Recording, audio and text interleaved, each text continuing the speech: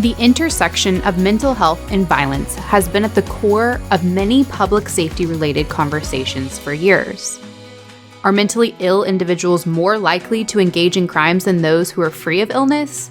I believe everybody can be helped. If they ask for help, that's even better. We've had people sent to me that they've been discarded by various doctors, that have been impossible to work with. Paranoid schizophrenia, for example. Common myth is that everybody that commits a crime, say with a gun, for example, is mentally ill. The statistics really are that 5% or less actually are mentally ill patients. The majority have other reasons. They have other crosses to bear. Today on The Balanced Voice, Rania welcomes Daniel Shepley and his therapist, Dr. Harvey Rosenstock, to discuss Shepley's transformation from psychosis and madness to sanity. Dr. Rosenstock, a local Houston psychiatrist, argues that everyone can be helped and that Shepley is living proof of that. Without further ado, here's your host, Rania Mancarios. Welcome to the Balanced Voice podcast, where we're thrilled to have another interesting discussion. Today's guest, oh my gosh, I'm so excited for this. Daniel Shepley, the author of The Other Side of Sanity, and Dr. Harvey Rosenstock, who is a psychiatrist who worked with Daniel through a story that is both unbelievable, inspiring, and very telling for so many. So I want to welcome you both to the Balanced Voice podcast. Thank you so much for being with us. Thank you for having us. This is just unbelievable. So Daniel, I'll start with you. It's a fictional story, but based on real life events. Talk to us about it. Well, there's more truth in the book than I can publicly admit. It's based on my first experiences in counseling, and that ended negatively, leading into a lawsuit that leads to Dr. Rosenstock, and knock on wood, a happy ending. In the book, we learn that you walked in, or your character walked into his office with suicidal depression, homicidal anger. At one point, Dr. Rosenstock said that ultimately people could have lost their lives if treatment didn't take place. By the end of your time with him, though, you had turned your entire life around. So Dr. Rosenstock, can you take us to that day, your first meeting with Daniel? You mentioned somebody that seemed like they were in such distress, but in your mind, that was a psychotic cry for help. Yes. I didn't have in my mind an appointment with him when he walked into my office. It was the end of my day. My secretary is gone. I'm getting ready to pick up my briefcase, and I'm leaving, and there's a guy in the waiting room. It's kind of dark clothing and had a black satchel. He came in and he sat at this table where I am right now. He reached down, it's all pitch black outside. He reached down, opened up that satchel, and took out a 9mm gun, pointed it at me. He's got a long arm, incidentally. At least it seemed that way to me. I could almost bite the muzzle. And he pointed to me, and he said to me, and I don't know anything about guns, but he said to me, there's a bullet in the chamber. And somehow that didn't seem like good news to me. And then he took that gun and he pointed it to the inside of his mouth, back and forth, like a windshield wiper. So there we are. And my interpretation was, why would he come to my office except to want help? He wasn't here for a robbery. He wasn't here for any other skullduggery. He came here for help. So I felt, like you were mentioning, this is a psychotic, desperate, very desperate way of asking for help. And so I said to him, I can really see how depressed you are. However, there's a big however, I do my best work with the pistol in the satchel. And with that, Daniel took the pistol, put it in the satchel, and we began. That's the beginning.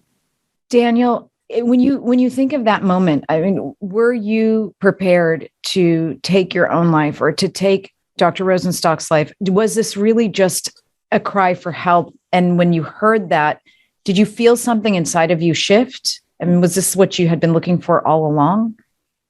I was looking for help. I was involved in a bitter lawsuit against my former therapist. It was a roundabout way that I met Dr. Rosenstock through my white knight attorney in that lawsuit. He recommended that I approach Dr. Rosenstock. That night, though, I had left a suicide note on the table. My hope, my fire within me was dying. My hope was just a sliver. If he had not agreed to help me, I would have killed him that night and then killed myself right there in his office. Of that, I am 100% certain. By helping me, by agreeing to help me that night, he saved not only his life, he saved my life, and he saved the life of 5 people in Houston who had no clue that they were even targets, probably. Targets by you? Targets by me, yes. So ultimately, you were diagnosed with acute paranoid psychosis, but talk to us about what your life had been like at that point. I mean, you say 5 other targets. These were people who angered you, people you had arguments with, or just people that you felt were, some paranoid issue with. I mean, what was that like? Well, they were the people associated with my first therapy experience. My first therapy experience, I was post-MBA. I was unemployed, penning apartments to survive. And I approached a teaching university near where I lived for counseling. I was never diagnosed. That therapy, without getting into the nuts and bolts of it that are in the book, The Other Side of Sanity, that therapy ended very negatively. For 2 years after, I was comatose, psychologically comatose.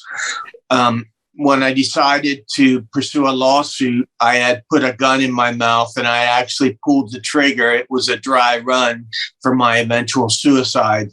But at that point, I realized that I needed to pursue my antagonist, if you will, and exact some sort of legal revenge. So I pursued a lawsuit. At the point that I met Dr. Rosenstock, I was at the point of giving up. My lawsuit, there were situations involved. I had a new lawyer because the first lawyer quit. He did some things that he shouldn't have done, I allege. And I was at the point of giving up. I was at that point. I just didn't care anymore.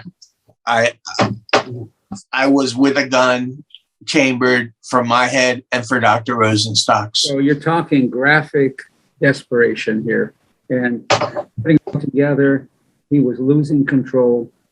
The world was going to end one way or another, and though I didn't know it at the time, was the last chance. If it didn't work here, it wasn't going to work for anybody. I didn't know that at the moment, but that was the most desperate somebody can be and still survive. But he did come, and I'll add one more thing while we're on this point. People ask me this question: did I call the police? Yeah. Send the SWAT team or something like that? And I really didn't do it. Now, I would do that or something like that. But I really felt that in the hour that we spent together, more or less an hour or more, that we made a connection. This is what we call a therapeutic alliance, in that he knew that I was here to help him get through this thing. And that by my not calling the police and so on, I felt that he was interpreting that, or would interpret that as, look, he could trust me. Would not proceed with therapy minus the element of trust. But Dr. Rosenstock, you're in your office alone. Someone's come in and pointed a gun. I mean, risking their own life and risking your life. The composure and the compassion and the grace, the power of those 3 things, because at that moment, you're not doing therapy yet.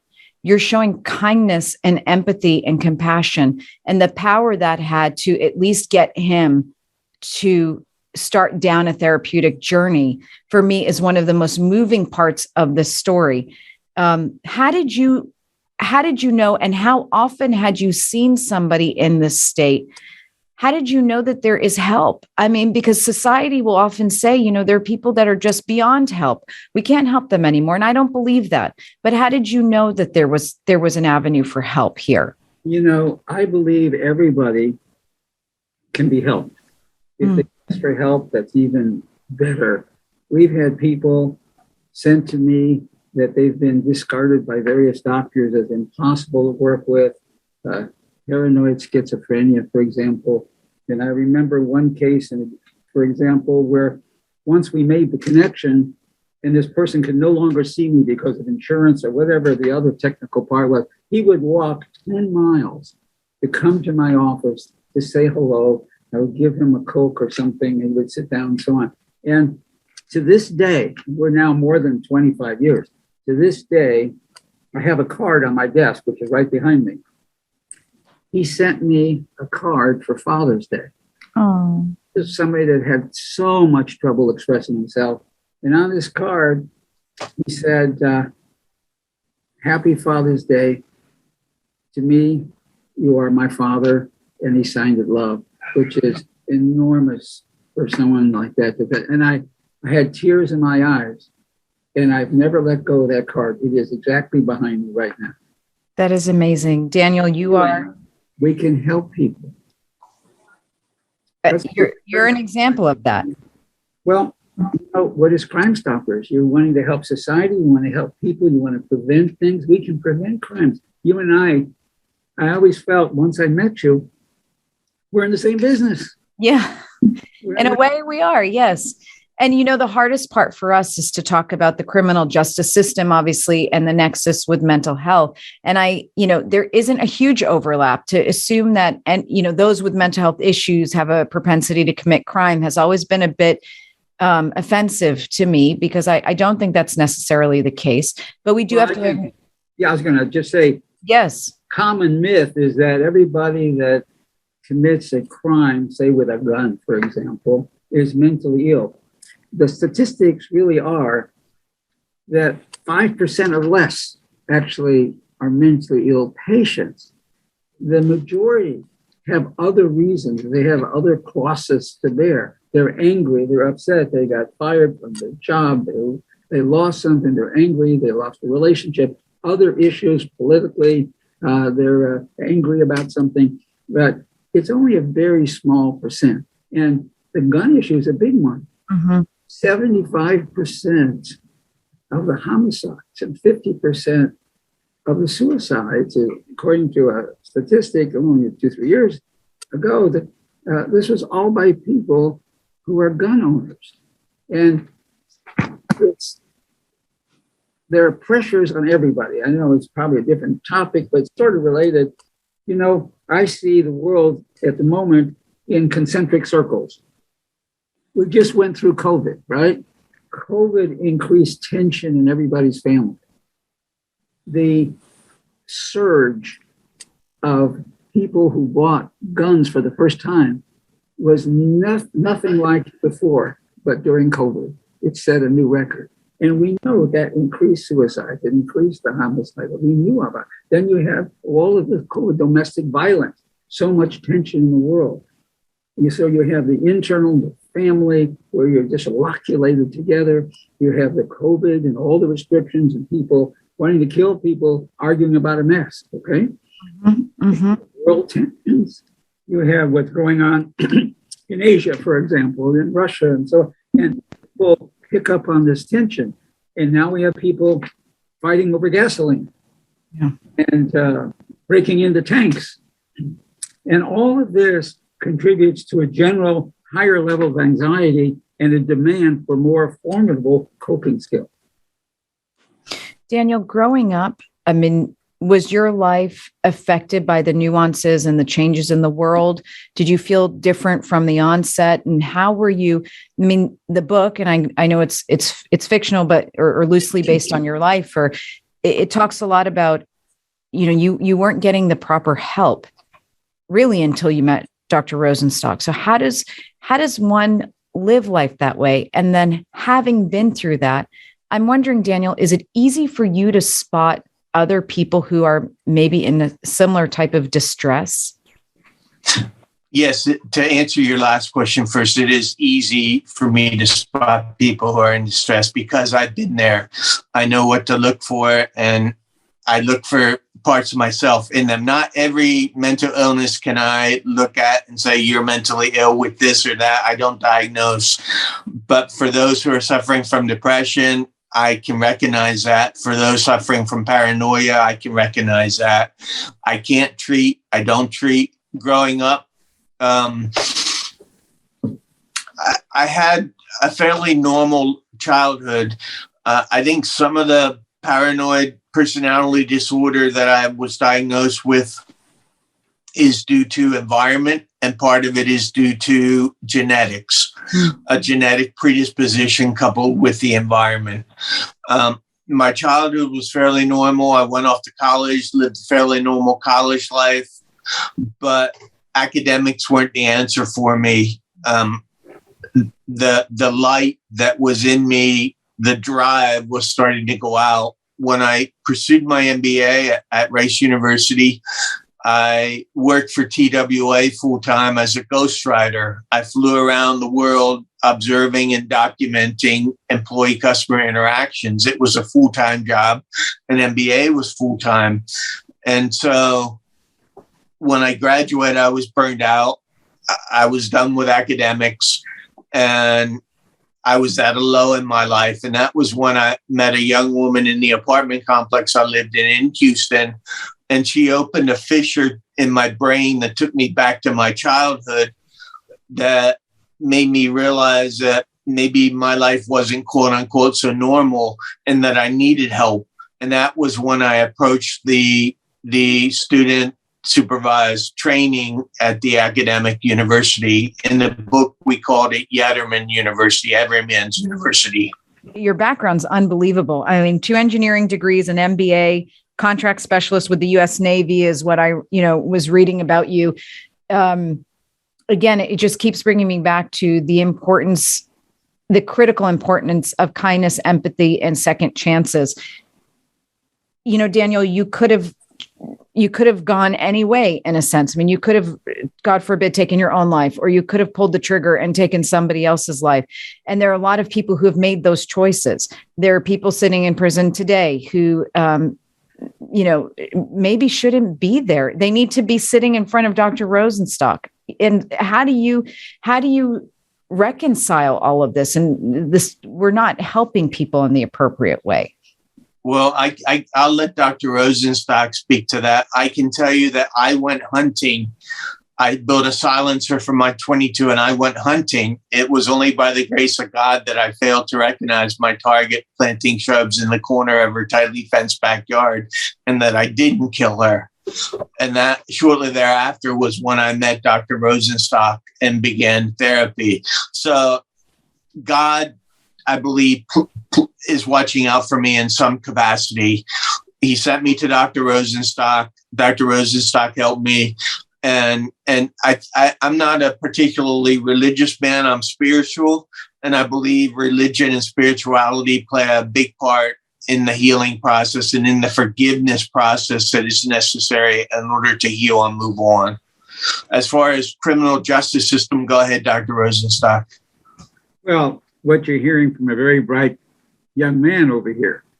Everybody's young compared to me. Anyhow, so yes, if I have found that if a person has a spiritual dimension, doesn't have to be a particular religion, but if they have a spiritual dimension, we have something more to work with. I have another tool, and that involves engaging someone, reaching their sense of kindness, their sense of compassion, their sense of reaching out. This is very, very helpful. We know people with a spiritual dimension, for example, they live longer, they have better marriages, for example, they fight disease better, they fight cancer better. It is amazing what the body does when it also has the companionship of a spiritual dimension, regardless of the religion. So we had somebody who has a spiritual dimension. I agree that many, many people who are incarcerated probably don't need to be there. But you can't always make the world perfect, but you can make it a little better, one person at a time. You know, in Talmudic literature, there's a philosophy that I love very much. It's called the Taken Olam, to improve the world, to repair the world, that everybody has a responsibility in this world to repair the world. And that's sort of my philosophy. When I see somebody hurting, somebody in pain and so on, you know, I want to reach out to them and I want to see what I can do. And we have had people turn around. I call it doing the hokey pokey, because they turn themselves around. Mm-hmm. So we had many people turn around that other people have discarded and say, you can't treat them. They're beyond treatment. And I never believe that to be true. If someone is hurting and wants help, they can be helped. So, Dr. Rosenstock, I want to ask you, we do a lot of work with children and see a lot of cases of kids, young kids who find themselves dealing with deep distress, whether from a life event or maybe, you know, Daniel said something, there's a genetic component to some of this. What do you recommend for those parents, those families, those schools? What should we be doing for those kids? The first thing, we have to spot them. Now, children know children. So in a classroom, if children see there's another child that's not really responding, not part of the group, they need to report that to the teacher. The teachers need to be alert to this. We have to get people to professional treaters so that we can turn these around. We have had cases where the teachers looking at something that a child wrote and said, this is beyond what a child should be writing at this age. And we were able to help a child. Sometimes in a younger group, they're drawing pictures, and certain kinds of art represent pathology. And we've had teachers represent that. In fact, I even had one case one time with drawings and so on, and it showed me why this little girl was not acting like a normal girl and why it was wrong when the pediatrician said it's growing pains and don't worry about it. And I said, when I analyze these pictures, as a child psychiatrist, for example, she was being sexually molested. Wow. As a result of further analysis of the pictures, I was able to identify the person who was doing it. And that led to all kinds of special treatments and adjustments and so on. But this girl who was non-functional, less than 6 months later, was Student of the Week. So we get help for these kids, get them to professional people. The earlier, the better. You will see amazing results. Kids really can change. They can really show progress. They need support. They need loving support. They need reassurance. All of that makes a tremendous difference. The younger the child, the more impressive it becomes. The work you are doing is unbelievable. And again, I had the privilege of meeting Dr. Rosenstock at an event in Houston not too long ago, and then went to the People magazine article on the two of you, read that People magazine article, which was fascinating. And then, of course, picked up the book, The Other Side of Sanity, which is, I mean, Daniel, it's just incredible, incredible, incredible. And then to have the privilege of sitting with you here today. We'll be wrapping up in a few minutes, but Daniel, how would you say you're doing today? And you find moments of lapse, or you feel like you're well on your way into your new life and this new road? Well, it's not new for you. I know it's been many years. Both. There's a chapter in the book, The Other Side of Sanity, titled The Wound That Never Heals. Occasionally that wound will surface within me. I take my meds, I get a good night's sleep, and it passes. I'm adjusting to my life here very well. I moved from Texas to Pennsylvania to a small town, Millersburg, to take care of my parents, who are both in their 80s, late 80s, and have health issues. So I moved home to reconnect with my family. Growing up, family was always very important to us. That was my mother's influence on our lives. Family is very important to us. And so I moved home to help, and I'm very happy, very content. And unfortunately, the reality is I moved home to bury my parents. God forbid that will be many years in the future, but that's the reality. And I value every day with them. You know, you have to know that Daniel is such a wonderful gentleman of kindness. And he moved his whole career to take care of his parents. And I even know, because I talk to him frequently, that he's even rescuing a dog with a handicap. Oh. And it's so beautiful because the dog is not purchasable by somebody else because of his handicap. And Daniel said, we're going to take care of him. So I can tell you, the thing that I would close with, if we're winding up, I hate to wind up, I'm just getting warmed up. But at any rate, one of my thoughts while we were talking was Psalm 92.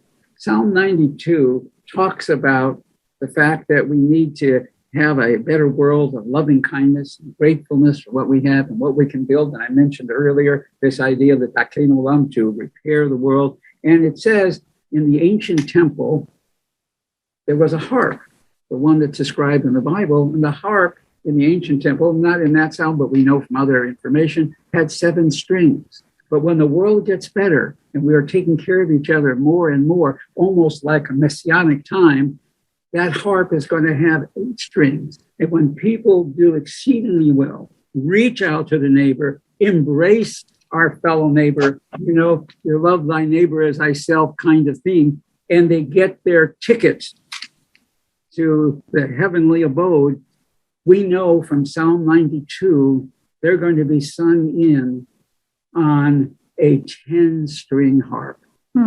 So beautiful. And I think that's the work that we're all doing. And certainly Crime Stoppers, huge part of the partnership. And I salute you for that kind of wonderful work.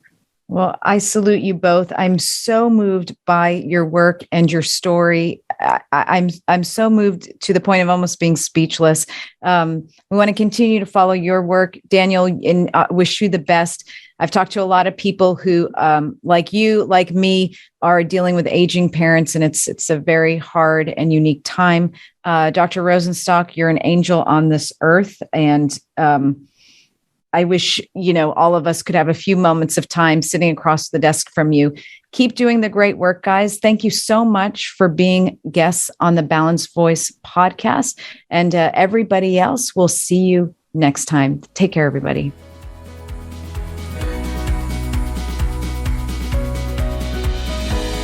Thanks for tuning in to today's Balanced Conversation. You can find real solutions and tangible resources in our show notes at thebalancedvoicepodcast.com. To join the conversation, follow us on Instagram at The Balanced Voice Podcast and on Twitter at @BalancedVoice_. Stay up to date on Rania's work by following her at The Rania Report, and we can't wait to see you next week for another Balanced Conversation.